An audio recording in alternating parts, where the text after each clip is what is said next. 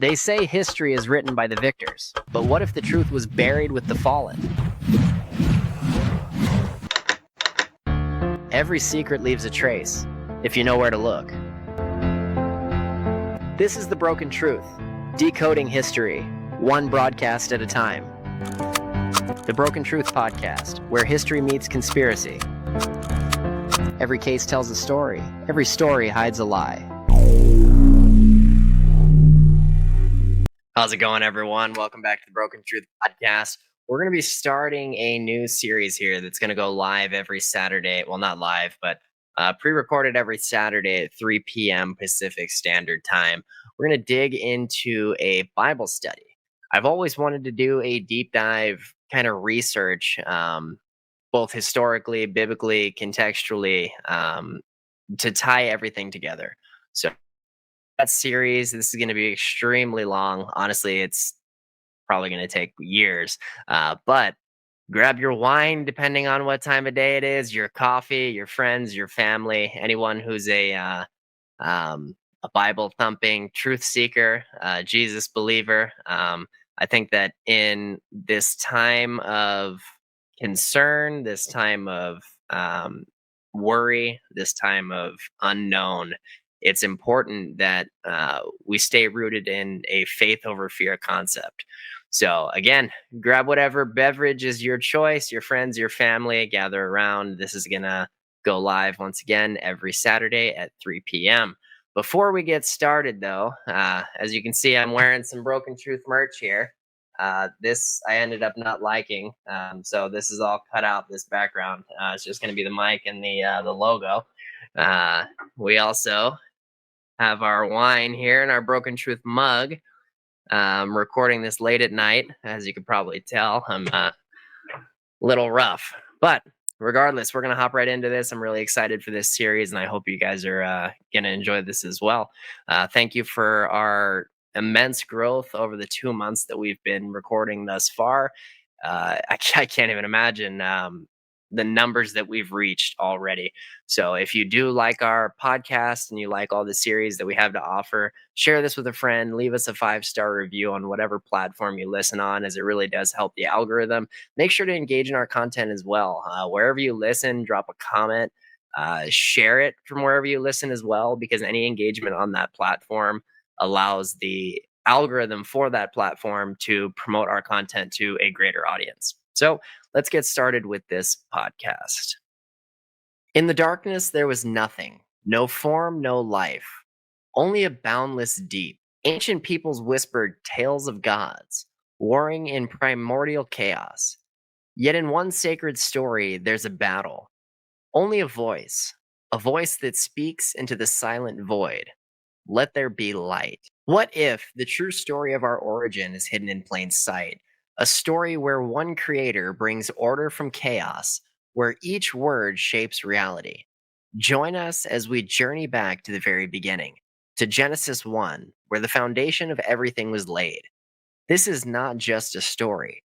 It's the key to understanding who we are, why we're here, and the cosmic conflict between truth and deception. Hello, and welcome back to the Broken Truth podcast. I'm your host, Garrett, and today we're diving into Genesis chapter 1, the very first words of the Bible, the story of creation in the beginning. In this long-form Bible study episode, we'll journey through Genesis 1 in depth, exploring its historical context, supernatural worldview, detailed verse-by-verse meaning, and rich theological themes.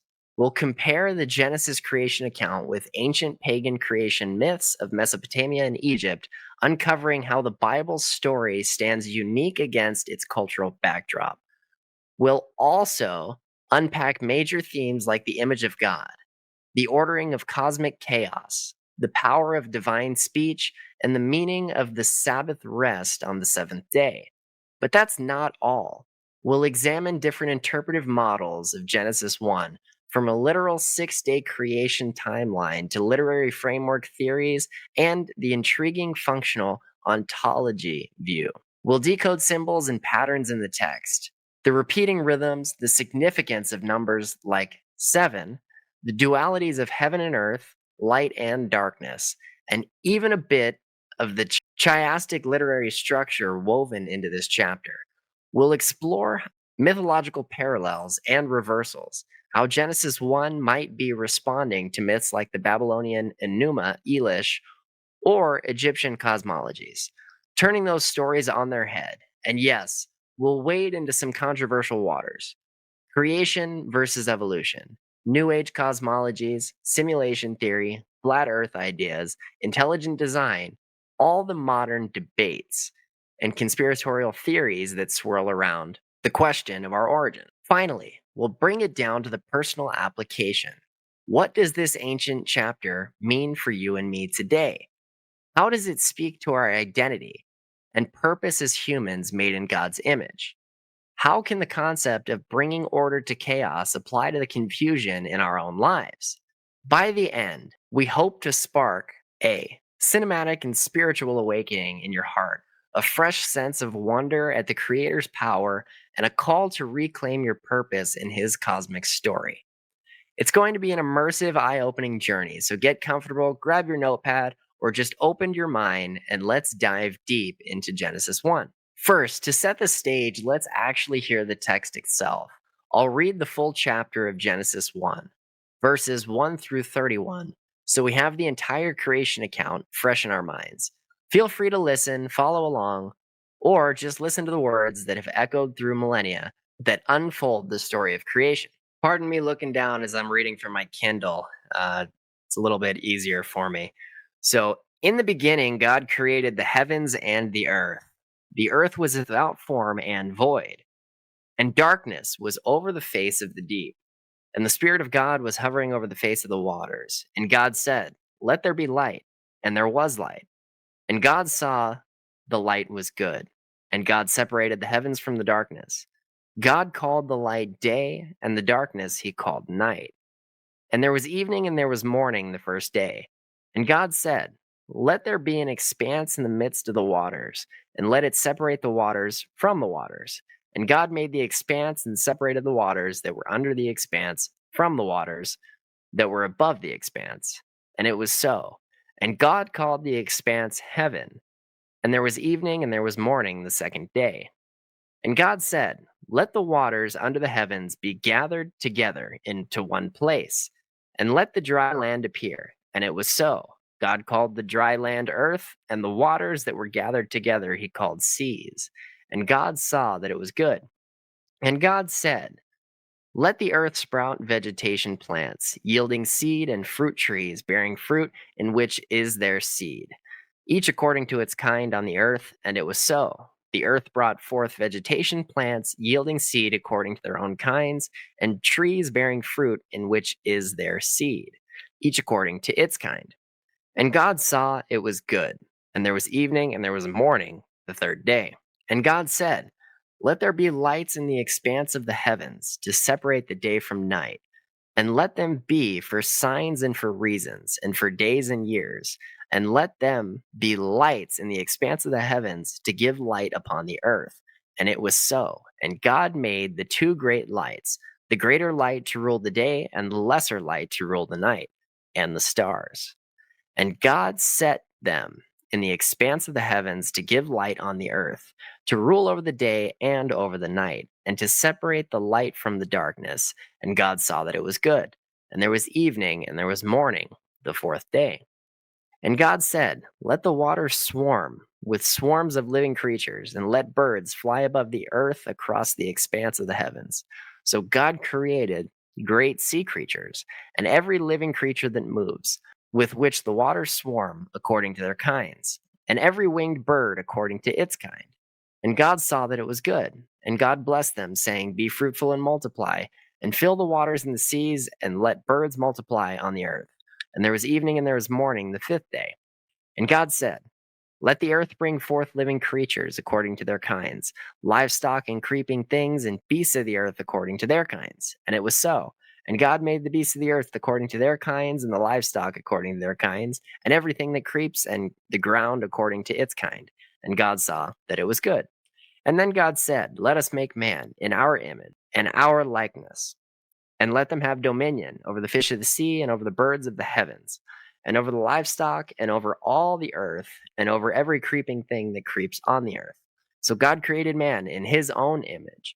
In the image of God, he created him. Male and female, he created them. And God blessed them. And God said to them, be fruitful and multiply, and fill the earth, and subdue it, and have dominion over the fish of the sea, and over the birds of the heavens, and over every living thing that moves on earth. And God said, behold, I have given you every plant yielding seed that is on the face of all the earth, and every tree with seed in its fruit. You shall have them for food. And to every beast of the earth, and to every bird of the heavens, and to everything that creeps on the earth, everything that has the breath of life, I have given every green plant for food, and it was so. And God saw everything that he has made, and behold, it was very good. And there was evening and there was morning on the sixth day. Continues in Genesis chapter 2, verses 1 to 3, describing the seventh day when God rests. But we'll discuss that in a moment. For now, that's the end of Genesis chapter 1. Take a moment to let that history of creation settle in your mind. You've just heard a text written over 3,000 years ago in Hebrew, yet it remains astonishingly profound today. Now, let's break it all down, step by step, starting with the world in which this account was first given. To truly appreciate Genesis 1, we need to understand the historical and cultural world of the ancient Near East, often abbreviated as ANE, in which it was written. This means exploring the ancient worldview of the cosmos and how other cultures' creation myths differ and oddly sometimes resemble the biblical account. In Act 1, we set the stage with the historical and supernatural context of Genesis 1, including the cosmology of ancient Israel's neighbors, their pagan creations, epics, and the unique monotheistic perspective. First, let's talk cosmology. Not the makeup store at the mall, but how ancient peoples viewed the structure of the universe. While today we think of Earth as a globe orbiting the sun in vast space, ancient Israelites, like all their neighbors, pictured the cosmos very differently. They imagined a three-tiered universe: heavens above, earth in the middle, waters below. In their view, the Earth was a flat disk of land surrounded by a cosmic ocean. If you dug down deep enough into the Earth, you'd eventually hit water. The deep, mentioned in Genesis chapter 1. This land floated or was supported somehow. Some texts poetically speak of pillars of the earth upholding it. Above the earth was the sky, which they conceived as a solid dome or vault. The Hebrews called it rakia, traditionally translated as the firmament. This dome was like an upside down bowl covering the earth. The sun, moon, and stars were embedded in or hung from this solid sky dome, moving across it. And above that dome, more waters. Yes, ancient people believed that there were waters above the sky. Hence, when it rained, it was as if windows or floodgates in the sky opened to let water through. Below that flat earth were the waters below, the great deep ocean, under or around the land, often called Tehom in Hebrew, the deep. Somewhere in that subterranean deep or beyond the horizon was also the realm of the dead, Sheol. So think of a layer cake universe: waters under the earth, flat earth for humans and animals, and the heavens above, the sky dome with lights, and beyond that, the dwelling of God or gods.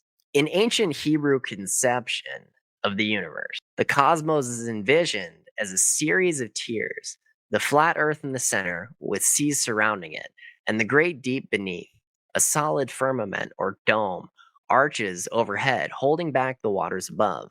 The sun, moon, and stars are set in this dome.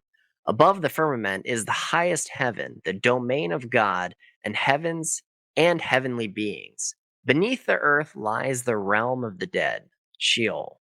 Such a worldview is reflected in Genesis 1's language of waters above and waters below, the creation of a firmament. Understanding this A&E cosmology helps us read Genesis 1 in context, recognizing that God was communicating with the ancient frame of reference rather than giving a modern science lesson.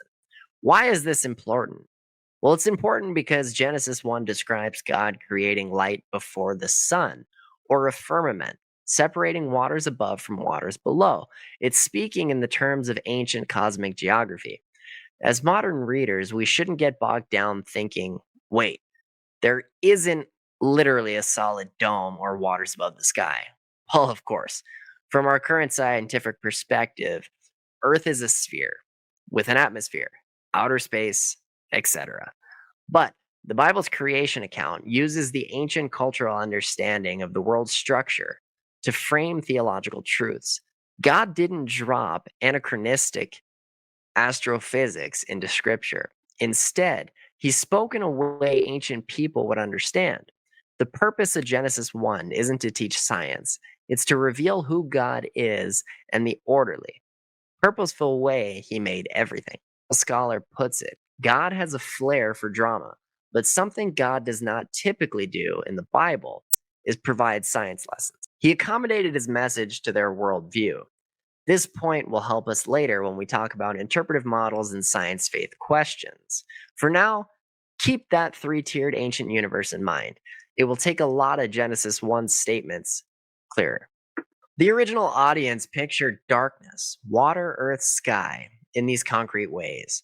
When they heard darkness was over the face of the deep and the Spirit of God was hovering over the waters, they imagined a dark, endless primordial ocean covering everything, a common idea in many ancient creation myths as well.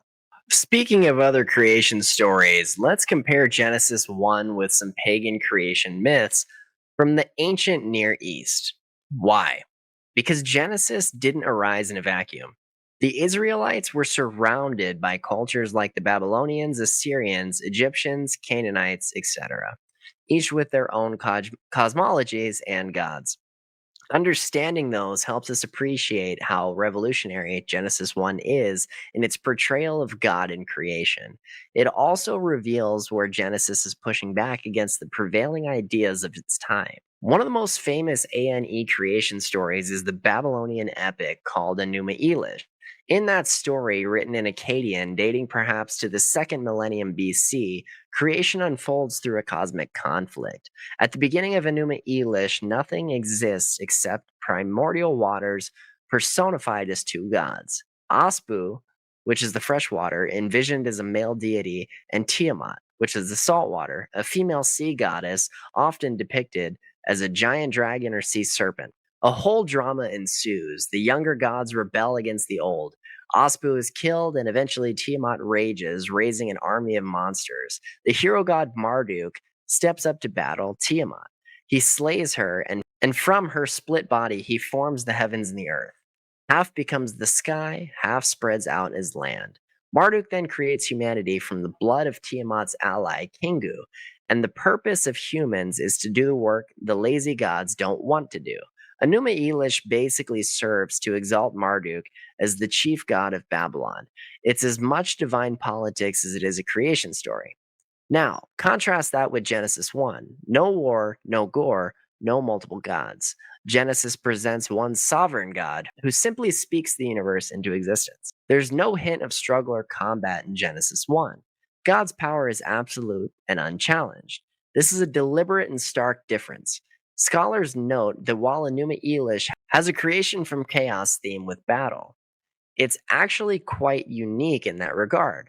Genesis, by contrast, has zero violence. Psalm 33:9 later poetically summarizes Genesis 1. For he spoke, and it came to be. He commanded, and it stood firm. In other words, God doesn't need to slay a dragon to form the world. His word alone has irresistible power. Interestingly, Genesis 1 does retain an element of the primordial ocean idea. Darkness was over the face of the deep, and God's Spirit hovering over the waters in verse 2. The Hebrew word for the deep, tehom, is linguistically similar to Tiamat, the name of the Babylonian sea goddess. However, Genesis strips away any notion that the deep is a god or conscious force. It's just water, impersonal, inert, completely under the control of one true God. In fact, even the dreaded sea monster or other myths is demoted to a mere creature in Genesis. In verse 21, God created the great sea creatures, Hebrew, Tananim, sometimes translated sea monsters or dragons. This subtly pokes at other legends. Those terrifying chaos serpents like Tiamat or Leviathan are just parts of God's creation, not rivals to him. There's no dualistic struggle of Yahweh versus the sea dragon. God is sovereign over all. Imagine how this resonated with the Israelites who were familiar with the concept of sea monsters. Genesis saying, yeah, those big sea serpents, God made them, and he called them good. Now consider the Egyptian perspective. Ancient Egypt had multiple creation myths. Egyptian theology was not monolithic. Different cities had different patron creator gods. One prominent account comes from the city of Memphis and centers as a god, Ptah. Uniquely, Ptah says he created the world by speaking and thinking, essentially by his word. An inscription known as Memphite theology says all the divine order really came into being through what the heart of Ptah thought and the tongue commanded. That's striking because it's quite close to the idea of a God speaking creation into existence, like, let there be light. Genesis 1 likewise has God create by divine speech. However, even here there are differences. In the Egyptian story, Ptah is creating other gods by speaking, and Ptah himself had emerged from the primeval waters. In Genesis, God isn't dependent on any pre existing substance. He creates ex nihilo from nothing. Through Genesis 1, verse 1, is terse about it. And critically, there are no other gods to bring into being. Genesis's God is not part of a pantheon. He's outside of and above creation entirely. In other Egyptian myths, like those from Heliopolis, creation involves gods being born, or the sun god Ra emerging from a chaos ocean. These often start with an undifferentiated watery chaos, too, but they evolve multiple deities and sometimes bodily fluids like the god Atum, producing children by sneezing or spitting, quite a different vibe than "and God said, and it was so." The Canaanite myth cycle, which Israel would also have known, included a tale of Baal, the storm god, versus Yam, the sea god, a battle where Baal defeats the sea river god and later battles Mot, the death god. Again, divine combat to secure cosmic order. Genesis 1 pointedly has no combat. The sea, Yam in Hebrew, and the great sea creatures are created and ruled by God without a fight. Genesis is basically saying God is infinite in power, the only true God, and everything else sun, moon, stars, sea, skies, monsters, humans are his handiwork, not gods themselves. Also, notice Genesis 1's careful avoidance of actually naming the sun and moon. On day 4, it says God made two great lights, the greater light to rule the day and the lesser to rule the night. Why not just say sun and moon? Well, this is probably because in Hebrew and all surrounding languages, the names Shemesh, which is sun, and Yariach, which is the moon, were also the names and titles of deities. By calling them just lights, Genesis also demytholizes them. They're not gods at all. They're just light bearers, created by God to serve his purpose, to mark seasons, days, and years. In the ancient world, practically everywhere else worshiped the sun and moon as powerful gods, but Genesis portrays them as impersonal objects doing the bidding of the creator. This is a bold polemic, logical critique against pagan religion. Similarly, the stars which many cultures revered or thought controlled fate are given a mere half verse. He made the stars also. Almost a throwaway line, as if to say, oh yeah, and all the billions of stars God made too. It's no big deal. This would immunize the Israel against the allure of astrology or star worship. So, in summary, Genesis 1, in its historical context, is like a theological surrounded by polytheistic, conflict driven creation epics. The Hebrew account stands out for its sublime, violence free monotheism. There's one God, sovereign and good, who creates by mere word of power, imposing order on a passive, inert chaos of water and darkness. The sun isn't a god. The sea isn't a god. The monsters aren't gods. Only Yahweh is God. As one scholar observed after comparing Genesis with ancient myths, nothing in Genesis 1 is entirely without antecedent in other ancient Near Eastern literature. and yet its precise depiction and configuration retains its distinctiveness. In other words, Genesis uses cultural canvas of the time, like the concept of a primeval ocean or even the idea of divine rest, more on that soon, but reconfigures everything to reveal a radically different worldview centered on the one true creator. Before we move on, there's another aspect of the context to address: the supernatural worldview of the Bible. Genesis 1 introduces God as the sole creator, but intriguingly, in verse 26, God says, "Let us make man in our image, after our likeness." Who is this us here? This has puzzled readers for ages. In the context of the ancient Israelite supernatural worldview, faithful readers in Old Testament times likely understood us as God addressing his heavenly court, what some scholars call the divine council. The divine council refers to God's entourage of angelic or spiritual beings. Later in the Bible, they're called angels, sons of God, who actually serve him. It might sound strange if you haven't heard it before, but there are multiple hints in scripture of such a heavenly host participating in God's rule. For example, in Job chapter 38, verse 7, it says that when God laid the foundations of the earth, all the sons of God shouted for joy, implying these heavenly beings were present, rejoicing at creation's dawn. So when God says, "Let us make humankind in our image," the best contextual understanding is that he is speaking to this council of angelic beings, essentially announcing his intention in their presence. Dr. Michael Heiser, a biblical scholar specialized in the divine council concept, explains it like this: "It's like God is in a room of his angelic staff and says, 'Hey, let's do this.' Not because he needs their help, but as an announcement to include them in the discussion.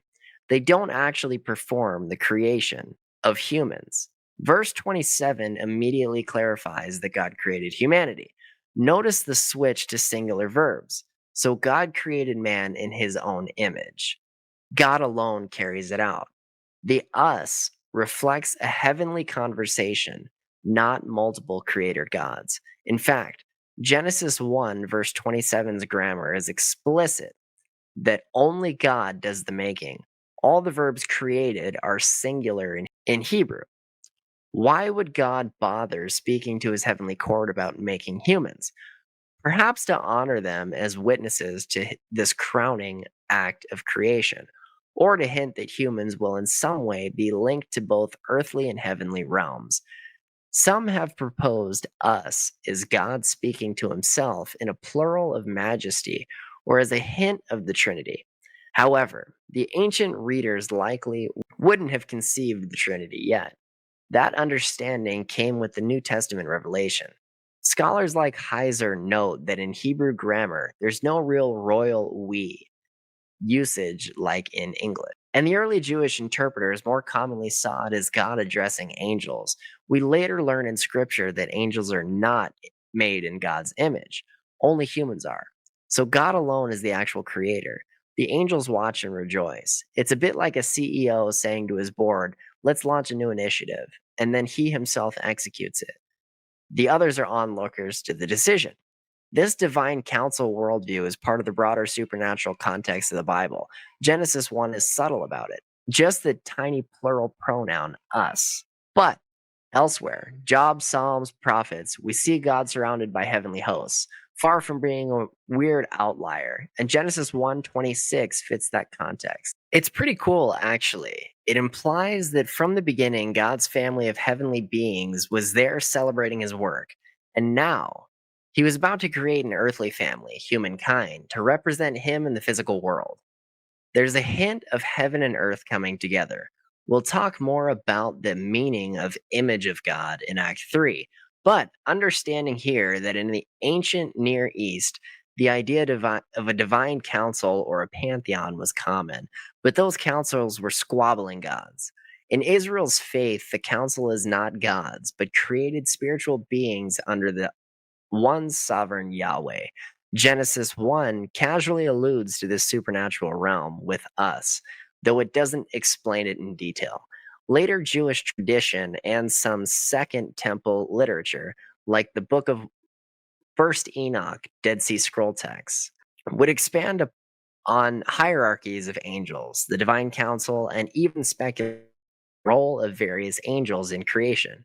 For example, some of the Dead Sea Scroll writings and apocryphal books imagine angels are personified wisdom, assisting God, but Genesis itself stays extremely streamlined. God speaks creation happen. Any heavenly assistants are merely silent spectators here. Fascinating to think that unseen spiritual beings were present at creation's birth. It reminds us that the Bible has a supernatural worldview from page one. This visible world isn't all there is. An invisible reality exists too. Genesis 1 asserts God created the entirety of reality. The phrase heavens and the earth in verse 1 is a merism, meaning everything. That includes the spiritual heavens and beings therein. In fact, Genesis 2, verse 1, which concludes the seventh day account, says, "Thus the heavens and the earth were finished, and all the host of them." Host can mean the starry host, stars, or the angelic host, like a deliberate double meaning. God finished making everything in heaven's host, angelic armies, and earth's host, earthly creatures. He's the ultimate creator of all realms. So, wrapping up Act 1, we've painted the background. Genesis 1 comes to us from an ancient world of sea monsters, of myths about feuding gods and cosmic battles. In that context, Genesis reveals a radically different truth. There is one almighty God who, without effort, shaped a good and orderly world. He wasn't combating chaos, he was organizing the raw materials, which he created in the first place, by his word. And unlike the capricious pagan gods, this God imbues creation with purpose and value, culminating in humans made in his image. Genesis 1 is simultaneously an ancient text, using ancient ways of describing the world, and a countercultural manifesto about the nature of God and reality. With that context in mind, let's proceed to the text itself, verse by verse, and unpack what's happening each of the 6th day creation and the 7th day at rest.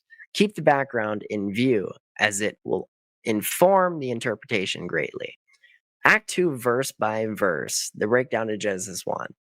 So now we roll up our sleeves and walk through Genesis 1 day by day, verse by verse. This section is the heart of the Bible study. We'll examine the language and the meaning of the text itself. I'll draw out key observations and insights on each verse or section, integrating comments from scholars like John Walton, Tim Mackey, Michael Heiser, and more, as well as traditional interpretations. We want to see really what the text is saying and savor the richness and its details. Alrighty, well, I tried to take this all in one take last night, but I just couldn't hang on any longer. So today's a new day. It's currently like 40 something degrees in Vegas, and I'm a desert rat, so I'm absolutely freezing. But let's get right back into this. So, we're going to be breaking down verse by verse all of the intricate details of this. So, we'll get started where we left off. So, Genesis chapter 1, verse 1. In the beginning, God created the heavens and the earth. This famous opening line is like the grand title of the story. In Hebrew, Bereshit bara Elohim et hashemayim ve'et haaretz. Right away, we meet the main character, God, which is Elohim in Hebrew. We also get a summary of what he did. He created the Hebrew verb bara. In the Bible, bara is a verb that only God has as its subject. Only God creates in this sense. This implies a unique kind of creative act. Heavens and earth is a phrase meaning everything, the entire universe. So verse 1 can be understood as a declarative summary. At the beginning of time, God made everything, the entire cosmos. This counters any notion that matter or the universe always existed or that some other God did anything.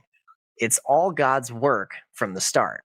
There's a bit of debate among scholars whether verse 1 is a standalone sentence, in the beginning God created, or if it functions as a temporal clause. When God began to create the heavens and earth, the earth was formless and void. Without getting too technical, the grammar could be read either way, but traditional and most modern take it as an independent statement of fact, which fits pretty well. Either way, Genesis chapter 1, verse 1 announces that God is the ultimate source of all that exists. Also, note that it does not specify how long ago the beginning was, nor does it detail exactly how God's initial act of creation relates to the 6 days that follow. Some have read into the idea of creation ex nihilo, creating out of nothing.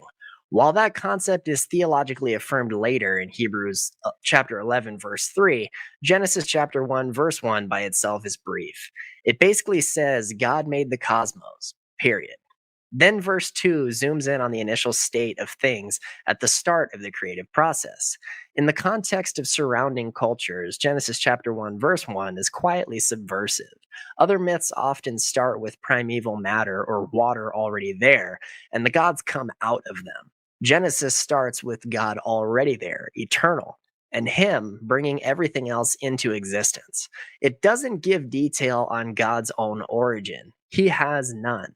He's just there, the eternal I am. It doesn't name a bunch of gods or give any genealogy of gods. One God making all things, and that's it. This was and is a profound theological claim. Some fun literary notes in the original Hebrew Genesis chapter 1 verse 1 consist of 7 words. Already the number 7, symbolizing completeness, subtly appears. As we'll see, 7 is woven throughout the chapter's structure, a deliberate design. For example, the first verse is 7 words. The second verse is 14 words in Hebrew. The word God appears 35 times in the chapter, which is 7 times 5. The word earth appears 21 times, which is 7 times 3. And it was so appears 7 times. And God saw that it was good, also appears 7 times. The whole passage is saturated with sevens to underline the idea of wholeness and perfection. But we'll dig into the numerical symbolism later in Act 5. For now, let's keep moving. Genesis chapter 1, verse 2. The earth was without form and void, and the darkness was over the face of the deep. And of God was hovering over the face of the waters. Here, the narrative sets the stage before God's creative commands. This verse describes the condition of things before the first day's main event, the creation of light. Let's break it down. The earth was without form and void. A famous phrase in Hebrew, tohu vabohu. It's hard to translate, but essentially it means the earth or the land was formless, empty, chaotic, and undeveloped. Think of an uninhabitable wasteland or a blank canvas. There was no order, no life. One translation says formless and empty. Another says a formless wasteland. Importantly, this doesn't mean the Earth as a planet with shape but nothing on it. It's describing the state of creation as an undefined, unstructured mass. John Walton emphasizes that in the ancient mindset, something unformed and void means it lacks function and not that it's literally non existent. In other words, the material might be there, water and darkness, but nothing has been given purpose or shape yet. The stage is set for God to form these in days 1 through 3 and fill in days 4 through 6. This emptiness, as many commentators have observed, darkness was over the face of the deep, so it's pitch black. And the deep to home refers to the primordial ocean covering everything. Picture an endless dark ocean, no light from sun or stars yet. They haven't been created. In ancient thought, this deep is a symbol of chaos, not evil, but the untamed, undifferentiated state of pre world creation.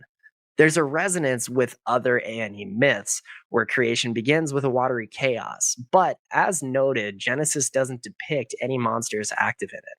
It's just a dark abyss of water. And the Spirit of God was hovering over the face of the waters. Here we see God's presence in the chaos. The Spirit of God, Hebrew, Ruach Elohim, can also be translated wind of God or mighty wind. Since Ruach means breath, spirit, and wind, some translations choose a wind from God was sweeping over the waters. But the traditional understanding is that this is God's own spirit, an active personal force, poised over the waters like a bird over her nest. The word for hovering is used in Deuteronomy chapter 32, verse 11, of an eagle hovering over its young, which gives a nurturing, protective vibe. It's a beautiful image. Even in this dark, undefined abyss, God's spirit is present, vibrating or brooding over the waters, ready to bring forth life and order. It shows that God is about to act. The chaos is under his watch. At this point in the story, no creation in the sense of forming things into their present state has happened, except whatever it is has happened, except whatever is implied by verse 1. We essentially have raw material, watery darkness, and God's enlivening presence stirring. Some have speculated whether verse 2 describes the result of an earlier judgment, like the gap theory, which posits a gap between verse 1 and 2, a whole previous creation, destroyed, leaving chaos. But there's no textual evidence here of that.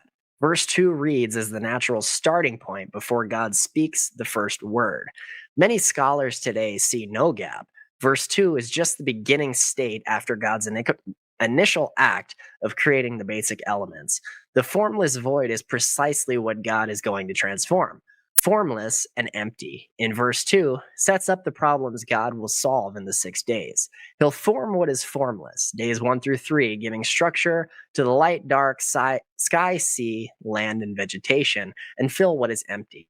4 through 6, filling those realms with lights, birds, fish, animals, and humans. This elegant symmetry shows the purposeful artistry of the account. So the prelude is darkness, water, chaos, but God's spirit there is ready to create. The curtain is about to rise on day 1, a classic depiction of the moment light pierces the darkness, the creation of light, 1886 by Gustave Doré. In this dramatic engraving, the creator's form is shown commanding light into existence, dividing light from darkness. The image captures the theological truth that Genesis 1 conveys without anthropomorphism. God's word alone calls forth light. In Genesis, God's presence, his spirit, was hovering over the dark waters, and at his spoken command, light burst forth, illuminating the primeval darkness. There was no sun yet. This light is portrayed as the initial triumph of order and goodness over undifferentiated darkness. Doré's artwork, though imaginative, helps us envision the profound simplicity of day 1. God speaks and light exists. Genesis chapter 1, verses 3 through 5, day 1, the creation of light and separation of light and dark. So now we're coming to the first day of creation. Verse 3, and God said, "Let there be light," and there was light. This is the first of God's creative flats. Flat meaning a decree of command. Notice the format, and God said, and there was. This pattern will repeat throughout the chapter. It highlights the efficacy of God's word. He speaks and reality obeys. No other force or being meditates it. The word itself carries creative power. This is foundational to biblical theology. God's word is not just communication. It's an active force that accomplishes his will. As Isaiah chapter 55 verse 11 later says, his word does not return void. So what is this light? This has intrigued people because the sun, moon, and stars are created on day 4. So what's the light on day 1? Some possibilities are that it could be a temporary or primordial light source God made, often imagined as a diffuse glow or a manifestation of his own glory. Some Jewish commentators thought of it as the first light of creation that was later set into luminaries on day 4. The text doesn't explain, but it shows that light as a phenomenon. The reality of day versus night was established before the specific light bearers. John Walton offers an insightful observation. When God creates light here, he immediately defines it by naming it day and separating it from darkness called night. So Walton argues that the focus is not material light particles, but the period of light. For example, time, the cycle of day and night, establishing time itself. In Walton's view, ancient people would think of day as a period, not abstract photons. So God is essentially creating the function of time, day and night cycle on day 1. That's a fascinating way to reconcile the issue. On day 1, God sets up the rhythm of time, day and night. And on day 4, he installs the specific lights to govern and mark that rhythm.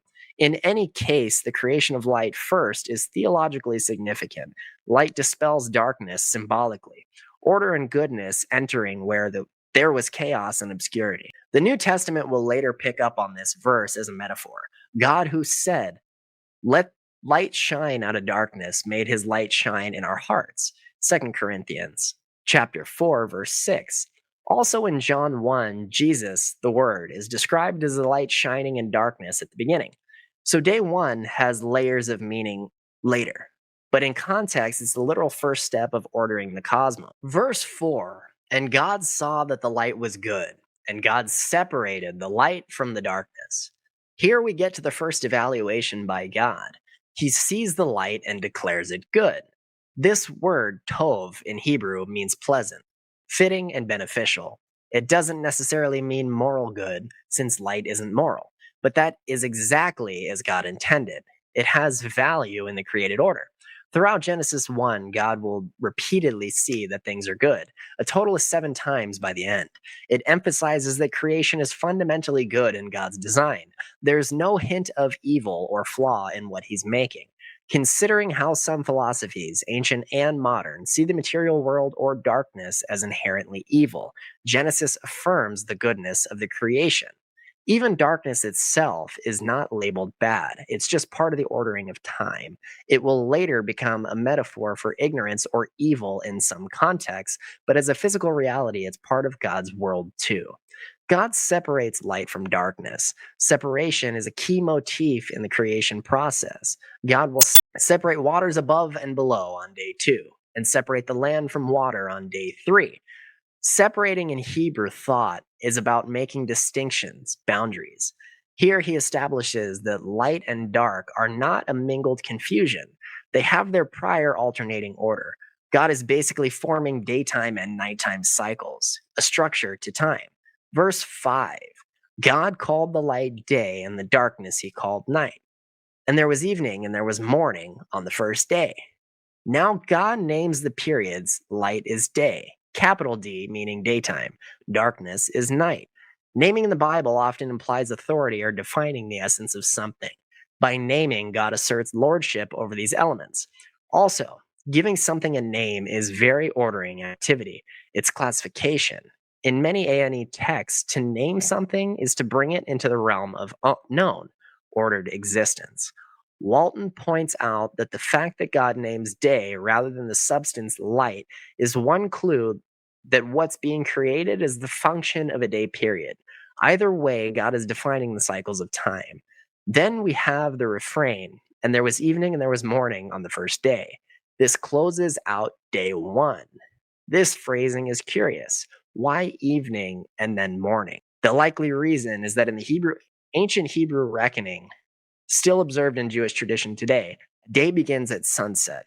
So evening, start of dark period, to morning, end of the dark period, constitutes the cycle of one full day night. Alternatively, it could just be a poetic way to say the day ended at sunset and morning came. The next day began, concluding that one day has passed. In any case, it's establishing the idea of one day. Now, is this a literal 24-hour day or something else? The text uses the normal word yom in Hebrew, which means day, and ordinal numbers, first, second, etc. On the surface, it reads like ordinary days. Many Christians indeed interpret it as literal days, particularly young earth creationists. Others see them as literary days or symbolic days. We'll explore these options more in Act 4 when we discuss interpretive models. At this juncture, just note that the text itself is content to mark the sequence of days without clarifying if these are God's work days or not, corresponding to solar days. Since the sun's not there until day 4, it's part of the framework of the story. So, day 1, in summary, God creates light, inaugurates the cycle of day and night. Darkness is not eliminated, but tamed and given its place, night. Light is pronounced good. Time begins. So, Genesis chapter 1, verses 6 through 8, day 2, the creation of the firmament, sky, and separation of waters. Day 2 is often a bit perplexing to modern readers. God deals with water again, this time dividing it into 2 layers with a space in between. Verse 6, and God said, let there be an expanse in the midst of the waters, and let it separate the waters from the waters. The word expanse, Hebrew rakia, is sometimes translated firmament or vault. Based on the ancient cosmology we described, this is the sky dome God is making. Imagine the world as a big sphere of water, like a cosmic ocean, and God carves out a space in the middle by creating a bubble of air. The expanse is that spread out space or dome that holds up the upper waters and keeps a livable space below. So essentially, at God's command, the endless primordial waters are split into two. Some waters go above, held back by the dome, and some stay below, seas on earth. This forms the sky in between. This might sound strange scientifically, but remember, this is describing the world as ancients saw it. The language conveys the God imposed structure on the cosmic waters, creating a habitable atmosphere for life. In ANE thinking, the sky was solid, metallic, or crystalline, and it needed to be solid to hold up the waters above. Think of a giant cosmic roof keeping the upper ocean from crashing down, except when God allows the floodgates to open for rain or, in Noah's flood later, releases tons of water from above and below. Interestingly, other cultures had similar concepts of a sky made by a god. In some Mesopotamian myths, the sky was the half of a slain sea dragon, Tiamat's body, as we mentioned. In Egypt, the sky was a goddess, arched over the earth with her body as the firmament, and the sun sailing in a heavenly ocean above her. Genesis doesn't personify the sky, it's just an object God makes by command. Verse 7. And God made the expanse and separated the waters that were under the expanse from the waters that were above the expanse. And it was so. This repeats and executes the command. God made the expanse. Note the use of made, Hebrew asa, versus created bara.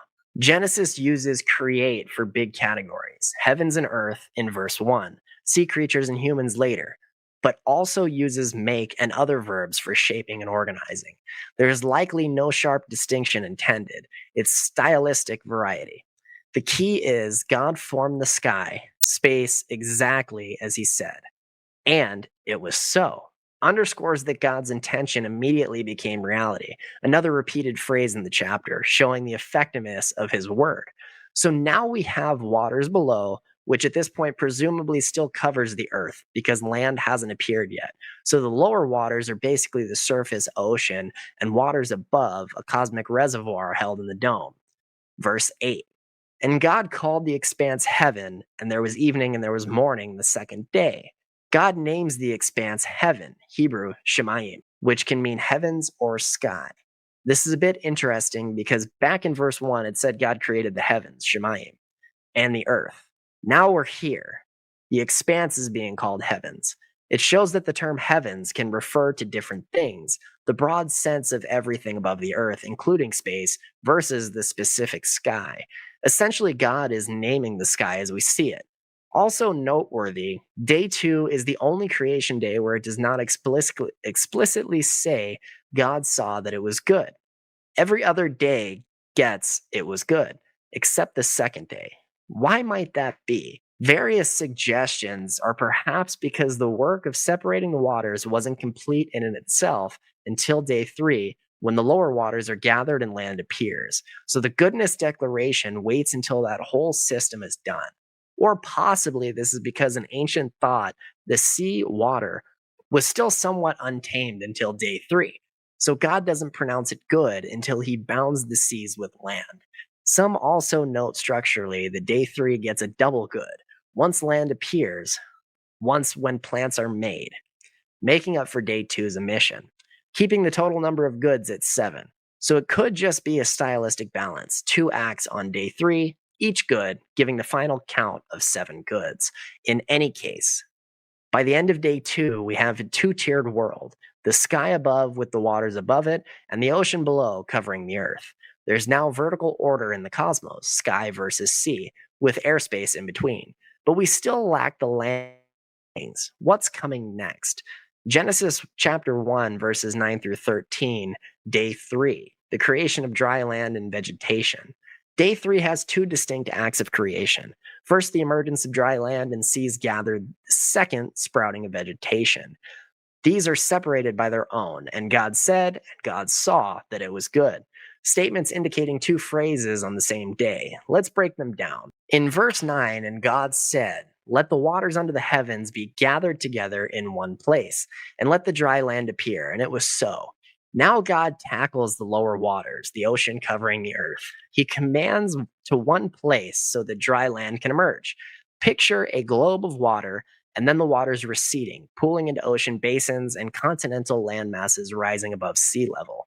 The phrasing one place doesn't necessarily mean literally one ocean, though you could interpret it like a single ocean surrounding a single landmass, which some creationists like to imagine a primordial single supercontinent, but that's just speculation.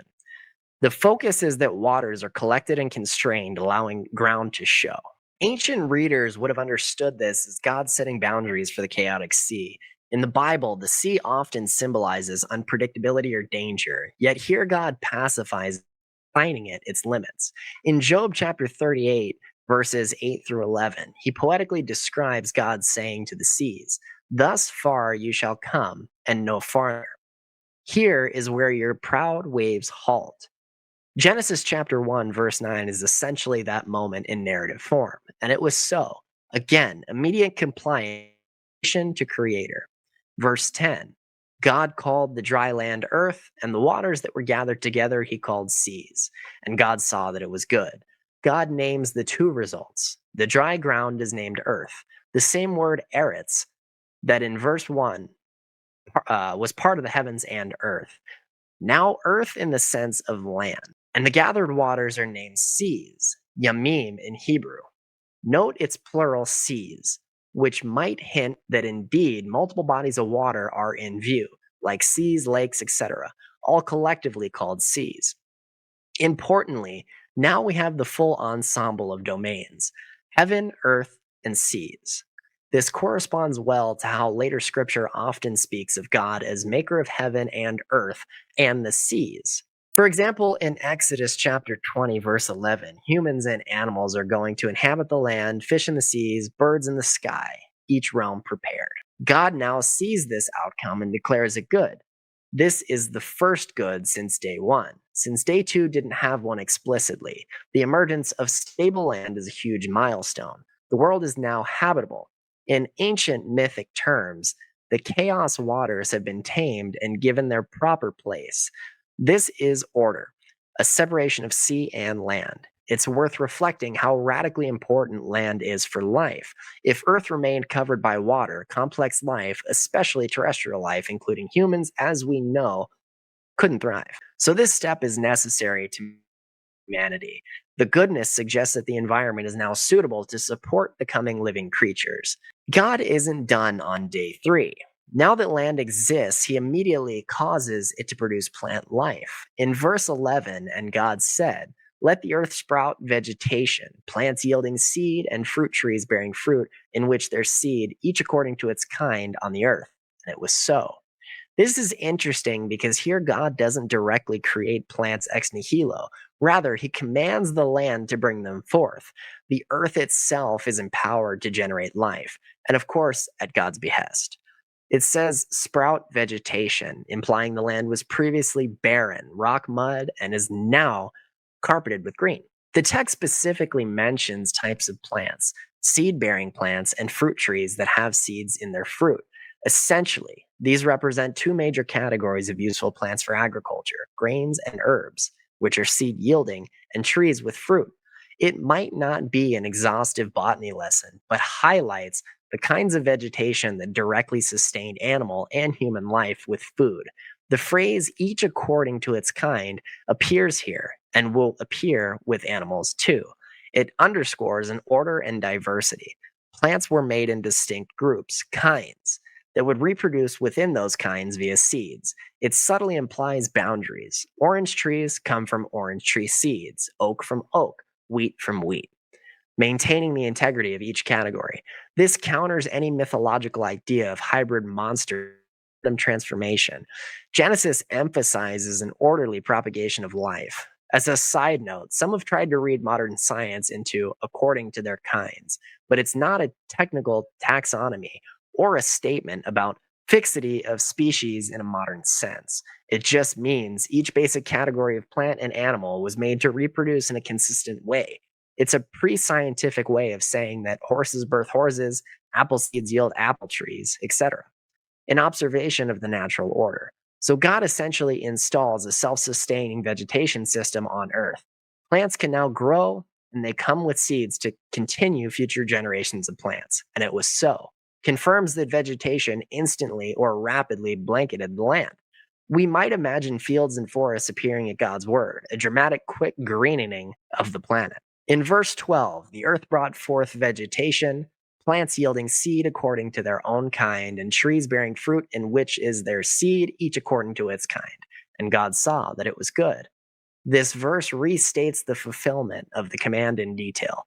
Indeed, the land produced exactly those plants, each kind with its seed, etc. Repetition often signifies importance and finality. It emphasizes that the command was abundantly fulfilled. We see earth brought forth again, as if the soil itself under God's fertility blessing.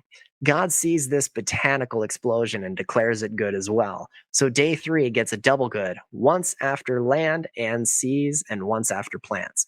If you're counting, now we've had the first day good, no explicit second day good, and 2 goods on the third day, making the total so far 3 goods. By the end of day 6, it'll total 7 goods, plus the final very good. The double good here might reflect the completion of the foundational work of forming the environment. At this point, by the end of day 3, the stage is fully set. We have air, sea, land, and plants on the land, which will serve as food. The habitats are ready to be filled with animal life in the next days. The kingdoms and realms are established and furnished next. The king, sun, moon, ruling day and night, birds, fish, filling the sky and sea, animals and humans filling the land, will appear in days 4 through 6, which is a nice symmetry. Verse 13, and there was evening and there was morning the third day. Day 3 wraps up. One interesting thing. Many have noticed a structural pattern. Days 1 through 3 involve realms. Days 4 through 6 involve filling these realms. Day 1, light and day, corresponds to day 4, sun, moon, and stars to fill the sky with light sources. Day 2, the skies and seas are separated, which corresponds to day 5. Birds fill the sky, fish fill the seas. Day 3, land and vegetation, corresponds to day 6, where the land and animals and humans eat the vegetation and live on land.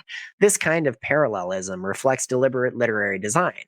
It's as if the creator arranged the creation account in 2 matching sets of 3 days, all crowned by the 7th day of rest.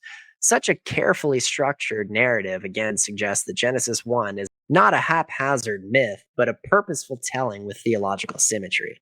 It's orderly, just like the creation is described. So by the end of Act 2, day 3, we have a world that is no longer formless and void, at least not formless. It now has form. Day and night cycles, heavens versus earth versus seas and continents with lush vegetation. The void and emptiness part is partially solved by vegetation, but the animal life and human life are still absent. That's what the next acts and days will address, filling those realms with living beings. Genesis chapter 1, verses 14 through 19. Day 4, the creation of sun, moon, and stars. Moving forward into the second half of the week, day 4 corresponds to day 1. On day 1, God created light and separated day and night. Now on day 4, he installs the luminaries, the permanent light fixtures, so to speak, to govern those day and night cycles and 4 signs and reasons. This is a rich segment because it touches on the purpose of celestial bodies and, as mentioned, downplays their divinity. Verse 14, and God said, "Let there be to the heavens to separate the day from night, and let them be for signs and for seasons and for days and years." Here God commands into being the lights. Hebrew meorot, sources of light, in the sky dome, the expanse of the heavens. For example, the vault of the sky, the primary stated purpose to separate day from night. We've already had day and night separated, but now he's providing consistent physical agents to mark that separation daily. These lights are for signs and seasons and days and years. This indicates multiple roles. The signs in the ancient world, celestial events like eclipses, new moons, etc., were often seen as signals from the gods. The Hebrew word otot, signs, might mean simply markers or indicators, not necessarily astrological omens. The Bible later forbids divination by stars, but signs is in natural signs for times, the navigation or omens of weather. It could also hint at them declaring God's glory. In Psalm chapter 19, verse 1 says, "The heavens declare God's glory. The skies show knowledge." One might say they signify God's power. Seasons. The Hebrew is moedim. which often means appointed times and is used for religious festivals and seasons.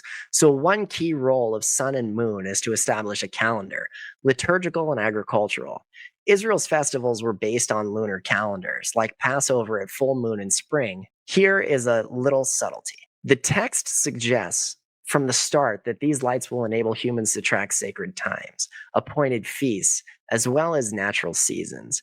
Days and years, the sun with Earth's rotation obviously marks the length of days in its orbit, or Earth's orbit around it, defines the year length. The mention of years is interesting because a year wasn't perhaps as critical to a nomadic or earthly society except for seasons and farming. Is basically saying the whole rhythm of time, daily, monthly, yearly, will be regulated by these lights in the sky.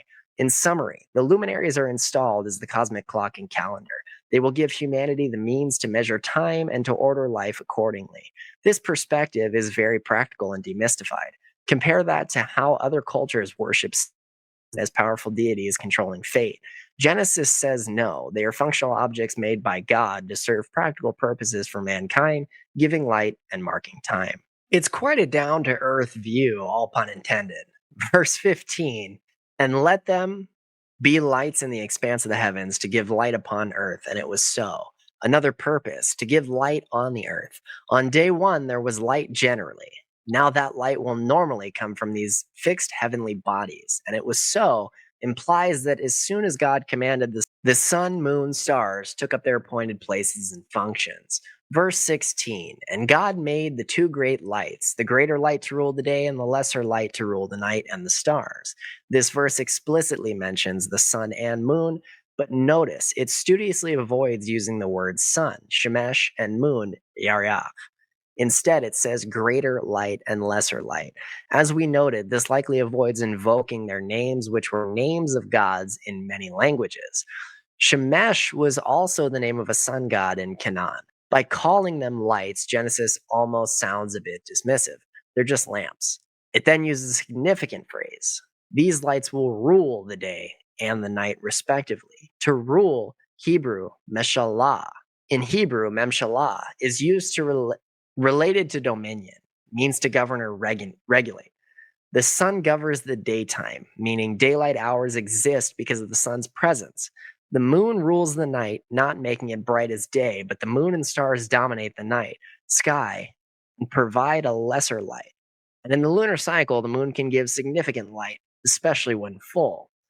They act as governors of time. It's like God delegated a part of his authority over the cycle of day and night to these created objects.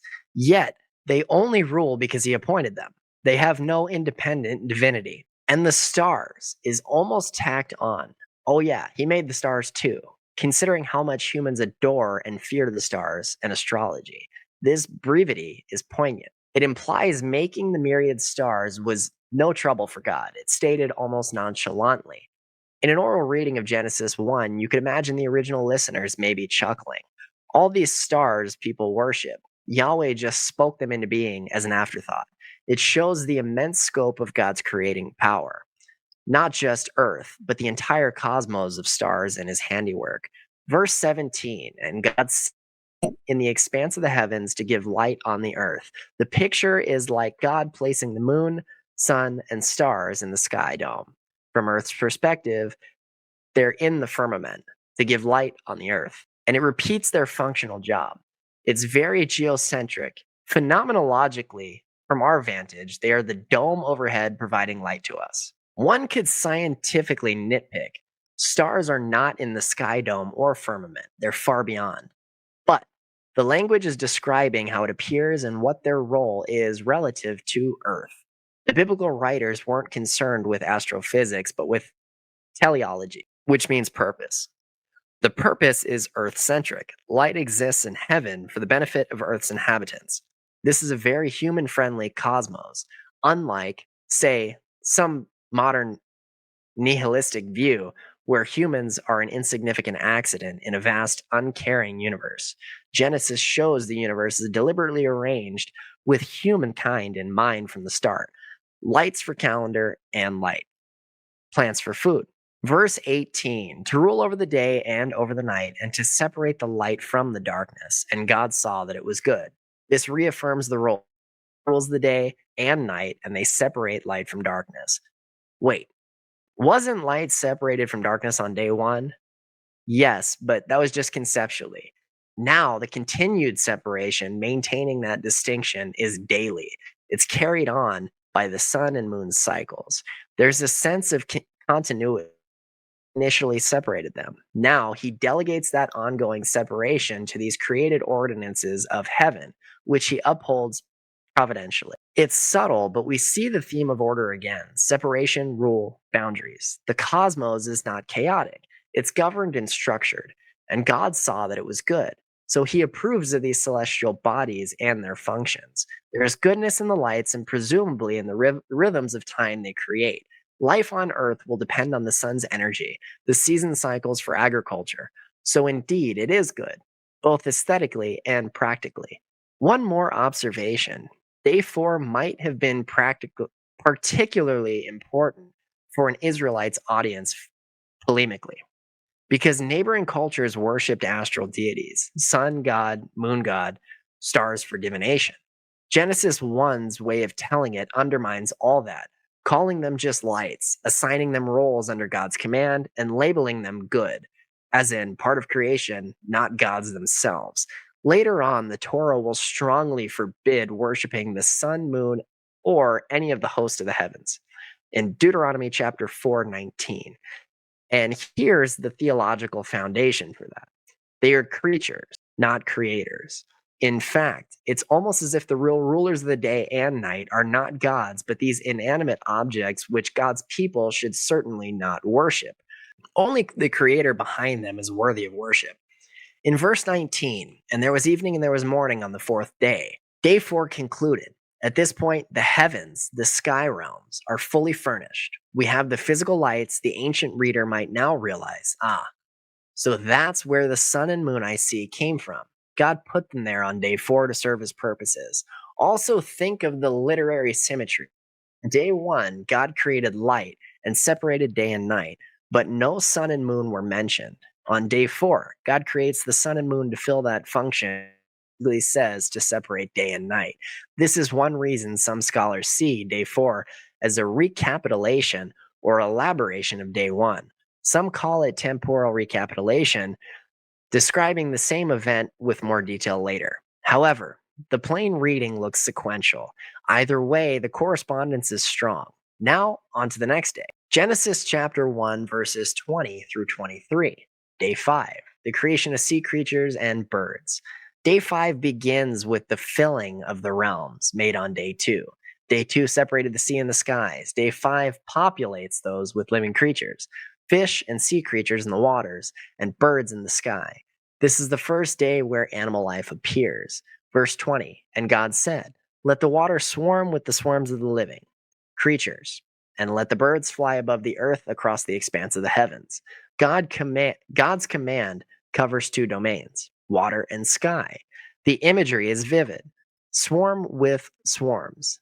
The Hebrew uses the verb and noun of the same root, sharat, like team with teeming things. It suggests waters full of life and abundance of swimming creatures.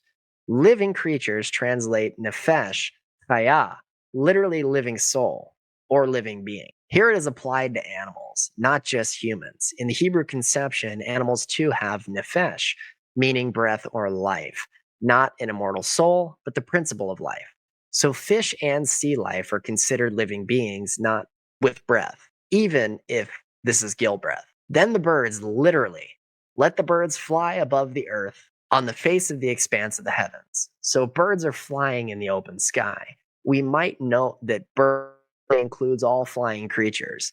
Bats may be excluded since they're not birds, but generally anything that flies, including insects possibly. The text uses ulf for flying creatures, often rendered birds, so God's intention is to fill the water below and the sky above with animated life.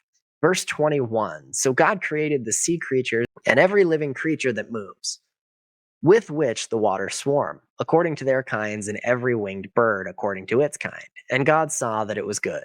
This is a big verse. Here, interestingly, it uses the verb bara, created, again, the first time since verse 1, and later it will use it for the creation of humanity in verse 27. God created the great sea creatures, Taninim, and all the other aquatic life and all winged birds.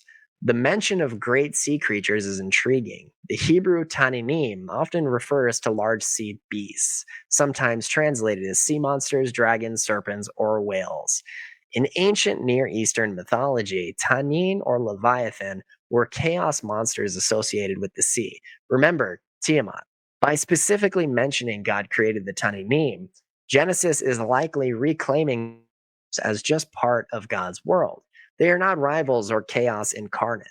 They are simply big animals in the ocean, made by God and declared good. This includes creatures like whales, giant squids, perhaps now extinct marine reptiles. Anything that would awe people as a great sea beast. To an ancient Israelite, the biggest known sea creature might have been a whale or simply the mythical Leviathan. Genesis says God made Leviathan too.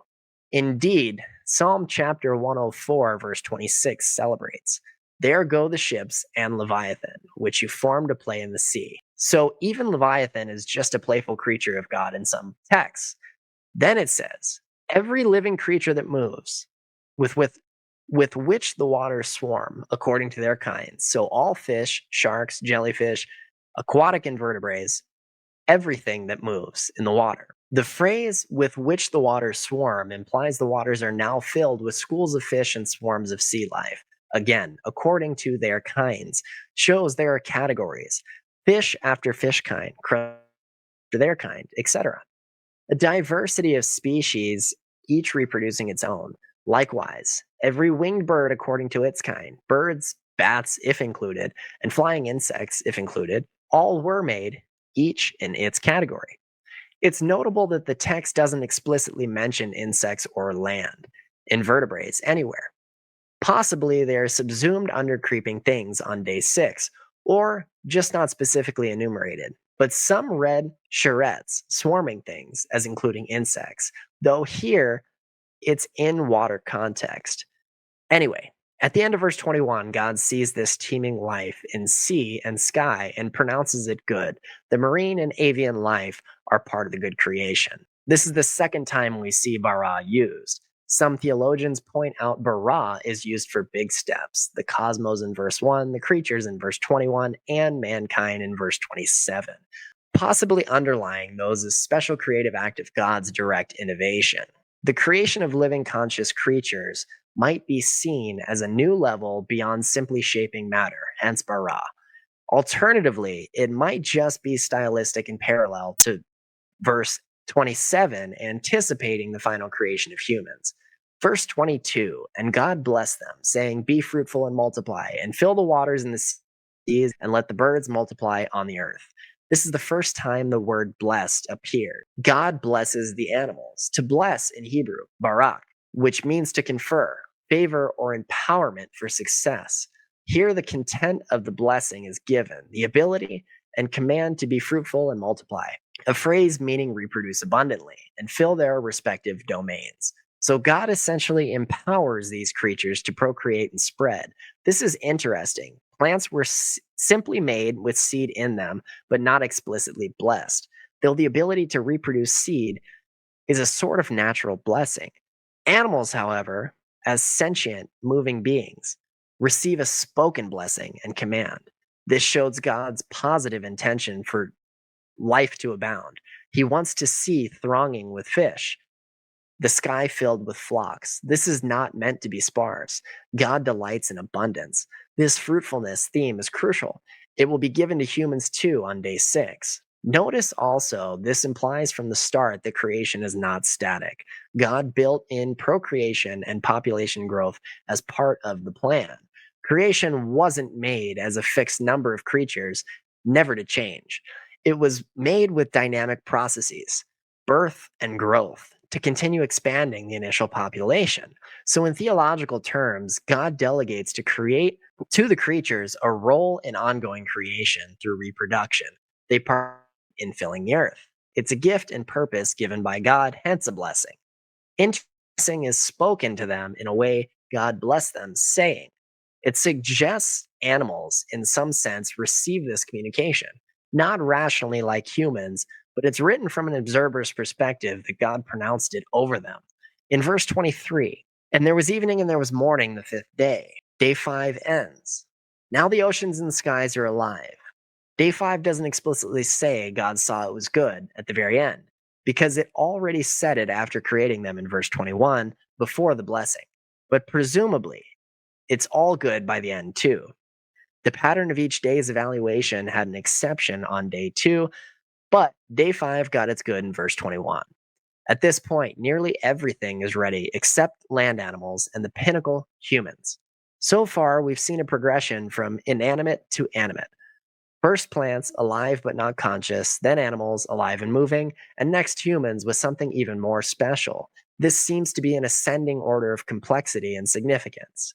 So now we're going to move on to Act 3, the theological themes in Genesis 1. But before we proceed, day 6 and 7, this is a good place to pause our narrative and dig into some major theological themes that Genesis 1 teaches. We've touched on them, but let's highlight 4 big themes explicitly. The image of God, cosmic order, divine speech, and Sabbath. These concepts not only inform the meaning of Genesis 1, but echo throughout the rest of and into our lives today.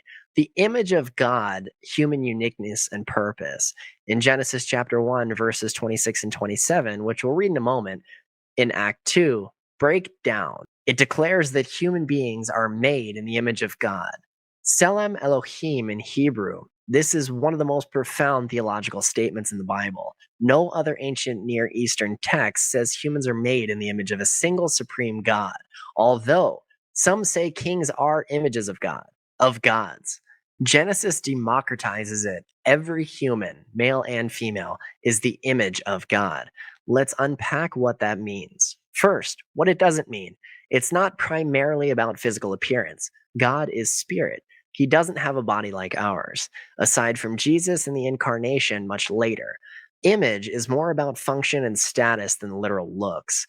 In the ANE context, Selem of a god was often a statue placed in a temple to represent the deity's presence. Also, kings were sometimes called the image of their god, meaning they represented the god's rule on earth. Genesis uses that concept but applies it to all humanity. So, one aspect of being God's image is being his representative rulers on earth. We are, in effect, God's ambassadors or viceroys, appointed to administer and steward creation under his authority. This is seen in the immediate context, right after saying, let us make man in our image. God says, and let them have dominion over the fish of the sea, birds, livestock, and all the earth. So dominion, royal stewardship, is linked to image. Michael Heiser emphasizes that image, in Hebrew, can be thought of as a verb or function. To image God is to act as his representative. He notes that the phrase in the image of God could be understood as the image of God, meaning we were created as God's imagers, God's earthly representatives. It's not something we have, like an attribute that can be lost. It's something we are by definition. All humans from consent are image bearers. It's our status. It doesn't come in degrees. You're either human, thus God's image, or not. This has huge implications for human dignity and equality. If every person is the image of God, then every person has inherent worth. The ancient world, and sadly still today, people were often treated as property or of unequal value. Slaves versus free, royals versus commoners. The Bible's first chapter declares the fundamental equality and sanctity of human life, male and female. He created them in his image. There's no gradation. Not only kings, not only men, but women too.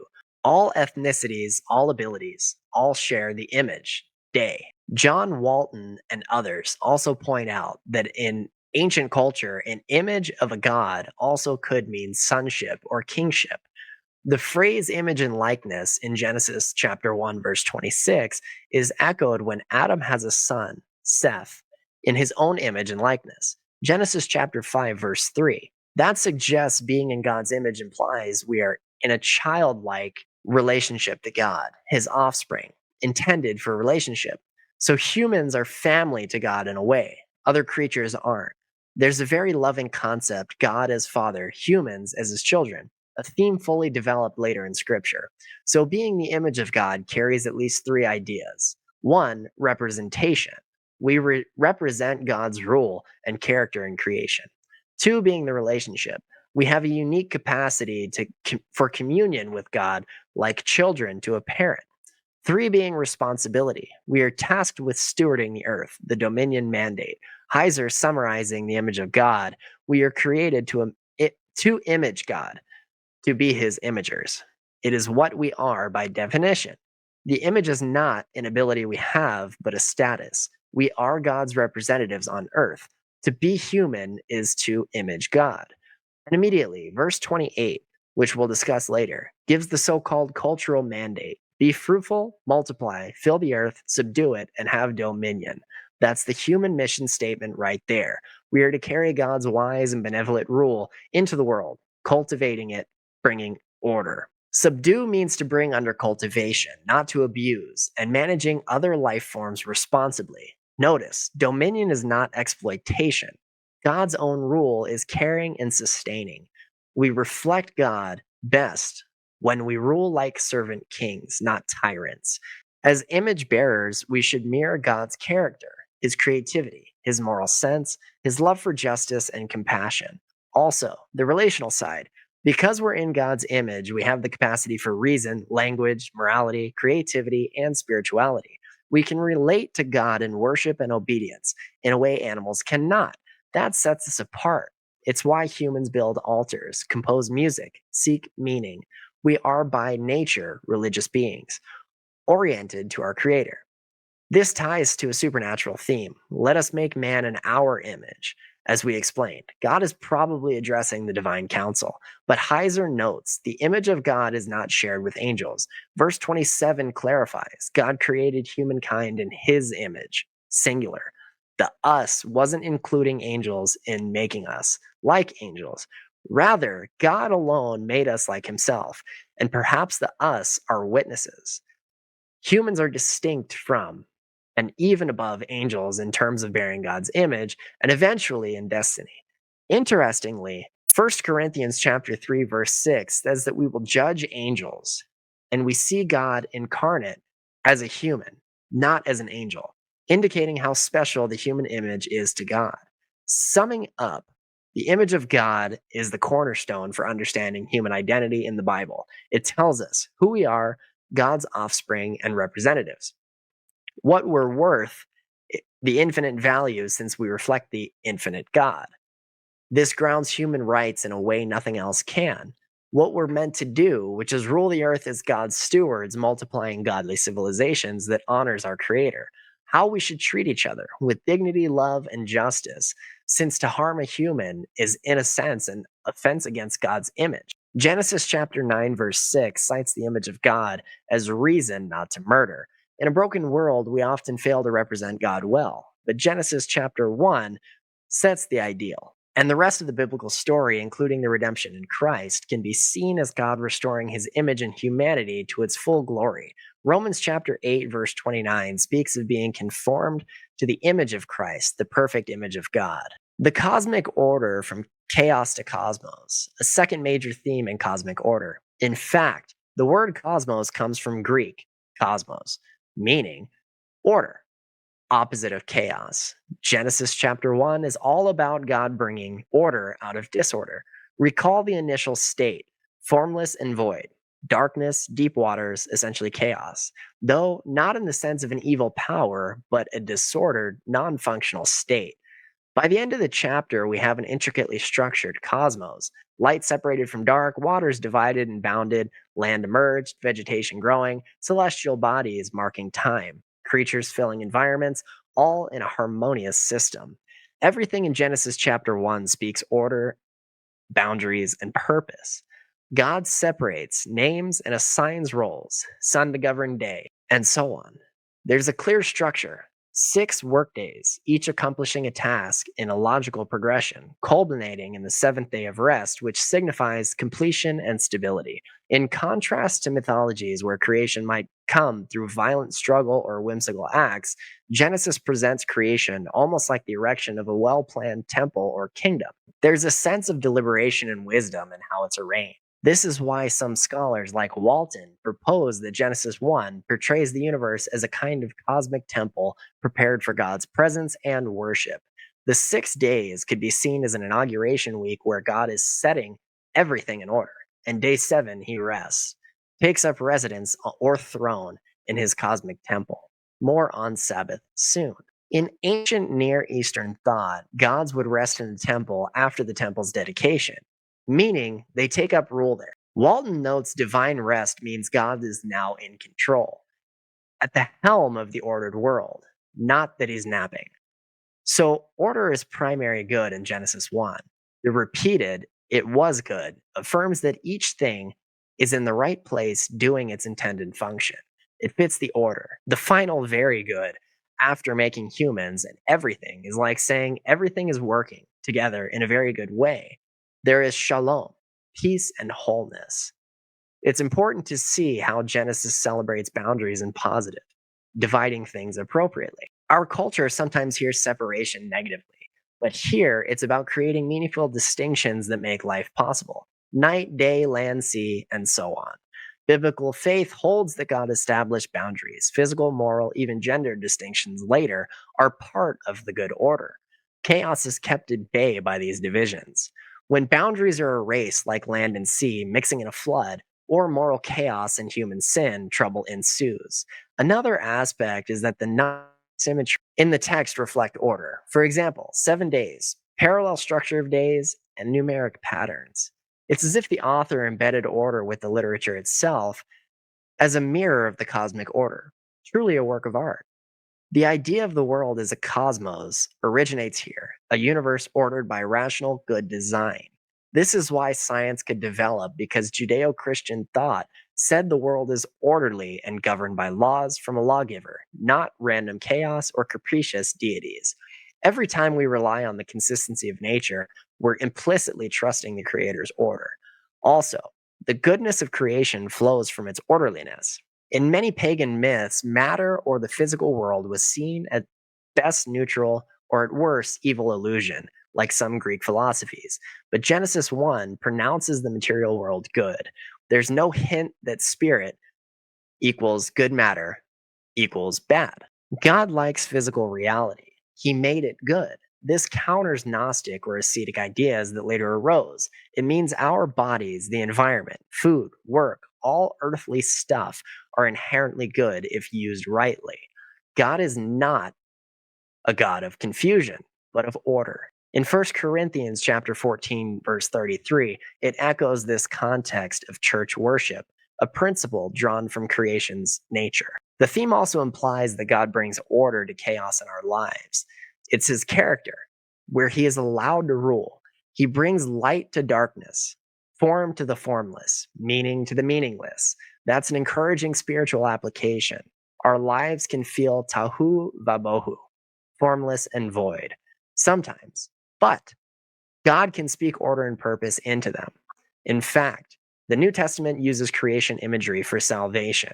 If anyone is in Christ, new creation. 2 Corinthians chapter 5 verse 17. And God, who commanded light to shine out of darkness, made his light shine in our hearts. 2 Corinthians chapter 4 verse 6. So conversion is like God saying, "Let there be light," into a dark heart. In sum, the cosmic order theme shows God as wise king establishing a harmonious universe. Everything has a place and function, a beautiful life sustaining system. This application that we, as his image bearers, should value and maintain that order. Be it ecological stewardship, social order based on justice, or personal discipline reflecting God's design. So, this Bible study episode for chapter 1 of Genesis went a lot longer than I planned. This is now the third time I'm here recording, and we're an hour and a half into this. So, we'll pick up chapter 1, and I'll try to narrow down the deep dive of this Bible study. But I want to leave you guys with a prayer. So, please bow your head and join me in prayer. Father, thank you for meeting us in your word tonight. Thank you for the truth you reveal, the clarity you bring, and the light you shine into the places we didn't even know were dark. Lord, as we step away from this study, don't let these words stay on a page. Write them in our hearts, let them shape the way we see you, the way we see the world, and the way we see ourselves. Where this is chaos in our lives, bring order. Where there is confusion, bring wisdom. Where there is fear, bring, and where there is darkness, speak again and say, let there be light. Make us people who carry your image well in our homes, in our decisions, in our relationships, and in every place you've given us influence. Strengthen us to walk in truth, to discern deception, and to stand firm in a world that drifts further from you every day. We give you this week, we give you our hearts, and we ask you to continue revealing yourself as we journey through your word together. In Jesus' name we pray. Amen.